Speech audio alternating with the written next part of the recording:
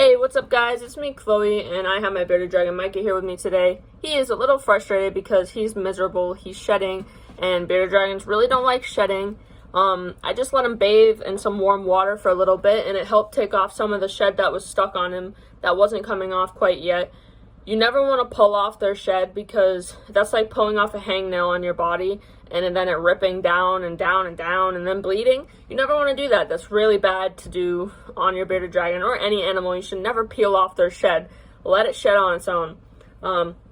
Every time I give Micah a lukewarm bath, I brush him down with a really, really soft toothbrush because it helps break down some of that shed without harming him. And it doesn't like pull it off or anything. It just helps it come looser than it was and helps him shed a little bit easier than he was shedding on his own.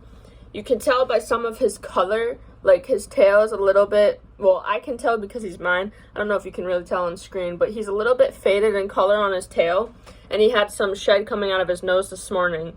But he's definitely in the shed process. Now he's just chilling after his bath. He loves to just sit on me all the time. He'll probably give me a hard time about putting him back in his tank. But anyways, I wanted to come on here and tell you about his shedding process because he actually just experienced, he had stuck shed like 2 weeks ago, and I thought I was going to have to bring him to the vet because for some reason he was not shedding properly. I soaked him a little bit extra and it actually helped take that stuck shed off. And they also have spray at the store that you can get that's like, they call it Shed Aid or something like that, and you spray it down on them and it's supposed to help them shed. I didn't have to get that, but I guess that is an option. If your bearded dragon has stuck shed, you can get that.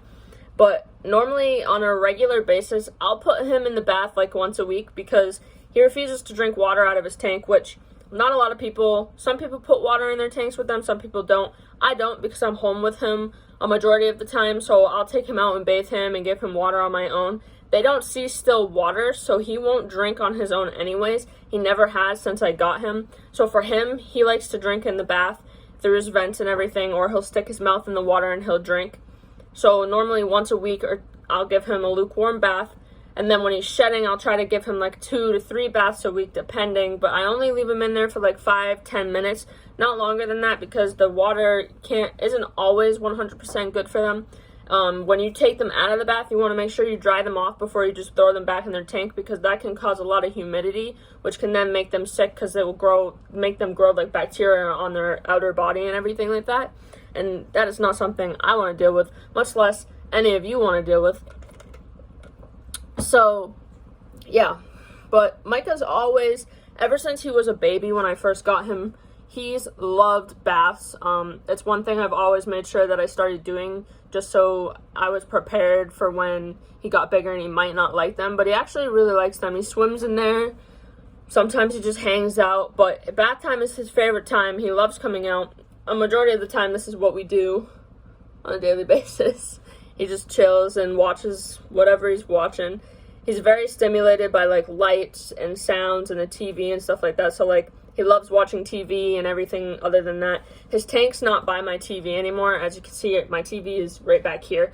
Micah's tank is in another room in my house, and he prefers to watch TV from his tank because he's used to having the TV in his room with him, but I took the TV and moved my living room out here, so it's a little bit different for him now, so he doesn't always get to listen to the TV, so the only time he can see it or hear it is when I take him out and bring him out here, which I try to bring him out like once a night or more.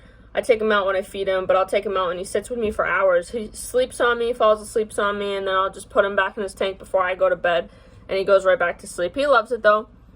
He's not big on car rides yet. That is a whole nother video that we could talk about.